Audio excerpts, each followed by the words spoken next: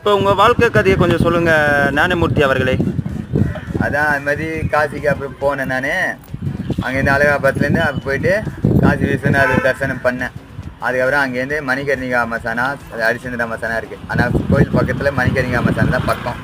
நானும் எனக்கு புதுசு டைமாக அந்த இது சுடுகாடு அதை கேட்டேன், மசானான்னு கேட்டேன்னா அவங்க சொன்னாங்க. அது மாதிரியே போனேன். கங்கைக்கு போகணுன்ட்டோன்னே அங்கே போனேன். அது சுடுகாடு வந்துச்சு. அங்கே போய் உக்காந்து நான் நினச்சி போனது வேறு.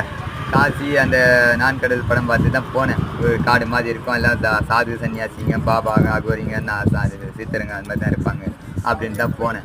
அங்கே பார்த்தா நம்ம இங்கே இருக்க மாதிரியே ஒரு லவ்லிக ஒர்க்காக தான் இருக்காங்க. இது சிட்டி மாதிரி தான் இருக்குது. சென்னையோடு அது இன்னும் மோசமாக இருக்குது. இங்கேயாவது பசங்க இதாக பண்ணுறாங்க. அங்கே அது வந்து மெரினா பீச் மாதிரி வச்சுக்கிறாங்க அவங்க காசியை. அந்த கோயில் இடத்துலலாம் போலீஸ் இருக்கும், சிசிடிவி இருக்கும், அது பண்ண முடியாது. அந்த சைடு இந்த சைடு இருக்கா ஃபுல்லாக பார்க்கு.